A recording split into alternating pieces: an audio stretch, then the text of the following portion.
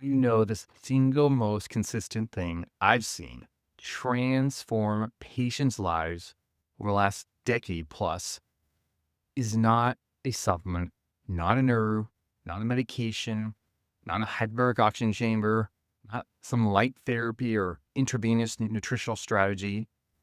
It is food, real food. And I don't mean the stuff lining the center aisles of the grocery store, the life giving stuff. Most of us have been conditioned to see food based on the sparkly packaging and these marketing slogans like fat free, sugar free, high protein, organic, non GMO. So today, I want to show you why real food matters and how it could change your life. We got herbs, we got vitamins, we got phytochemicals, all these health gadgets, and they have their place. I use them often myself, family members, patients, but without real food as a foundation, these interventions fall flat time after time. None of them meet their potential to maximize life of a human unless we make real food non-negotiable. So first, eat real food. When patients adjust their food routine, they don't go on a diet. This is an important delineation here because diets don't last. Diets strip life. Diets are for making money off people. Food routines, that is an adjustment for life transformation. So when we swap out ultra processed foods for real whole food, everything changes.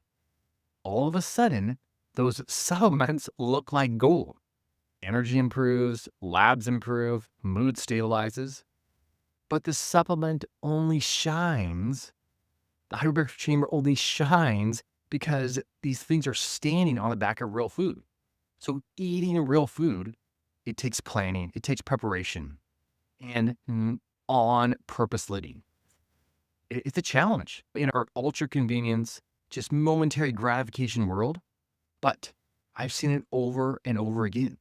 People with ADD, ADHD, anxiety, depression, bipolar disorders, diabetes, heart disease, high cholesterol, cancers, and they're still drinking Diet Cokes, still going through the McDonald's drive-thru, still eating chips every night, still making excuses and blaming their health on this diagnosis. All the while leaving just extraordinary opportunity for healing on the table. Because these food is medicine. This is not just a thing, it's the truth. 3, 4, 10 times a day, food is going into our mouth. And each time it's creating the opportunity for healing to occur or not. So recognize no one is making billions of dollars encouraging you to eat real food. Nobody's getting rich when you buy broccoli or you go and barbecue a grass-fed burger. But when you buy Lay's potato chips, when you buy Cheerios, when you buy granola bars, when you buy Premier protein drink, and all the billions upon billions of dollars are made, the pseudo food creators profit, the grocery stores profit, the drug makers profit, the hospitals, the doctor's offices profit, the insurance companies profit, health food stores profit. Because most health food stores, you'll see, the majority of them are healthy foods, right, in quotes. So the best thing for this system is for you to live in an undernourished and overfed state. So let's answer the question, what is real food? An apple as opposed to an apple-flavored bar. Oatmeal or homemade granola rather than Cheerios. Say a baked potato, a sweet potato, rather than a bag of chips, even sweet potato chips. Say a steak and vegetables rather than a drive-through burger with 20 additives to make the burger look like real food. Eating real food, it doesn't mean you only consume raw oats that, boiled egg for breakfast, lettuce with carrots and meat, no dressing for lunch, salmon and broccoli for dinner, no seasoning. This is the deal. Real food should taste fantastic.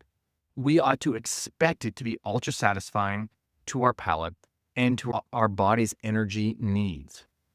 Food is supposed to be pleasurable. In tandem With the pleasure comes nourishment. The food we are consuming is promoting nourishment at the deepest level when it is real food. Real food is literally a gift. It just keeps on giving. You may have heard that movie before. The gift that keeps on giving. Real food is one of those gifts. It offers resources to our body rather than stripping resources from our being. This is in stark contrast to that momentary, superficial pleasure of a dopamine reward response via ultra-processed packaged foods. And now here's the hard part. In our culture, nobody gets teased or put on spot for eating junk food. But if you choose the salad over the fries, if you skip the dessert, if you pass on the alcohol, suddenly you're the weird one. And you know what? That's okay. Standing out in today's world is high value. You want to be different. If you're not different, you're going to end up with the standard American diseases. Because at the end of the day, only you live in your body. Only you will bear the consequences of what you feed your kids, what you feed yourself. And only you can decide whether you will keep leaving real food on the table, that opportunity on the table, where you say, you know what, man, I'm ready to heal. I'm going to get after this. I'm going to fill my table up with real food and I'm going to put it in my mouth. So here's my challenge. I would suggest making real food non-negotiable. Choose it every day. Make room in your life for real food. You got to create that time. Then watch how everything else, your mind, your workouts, your energy, your menstrual cycle, your attitude, start to manifest at the level you desire.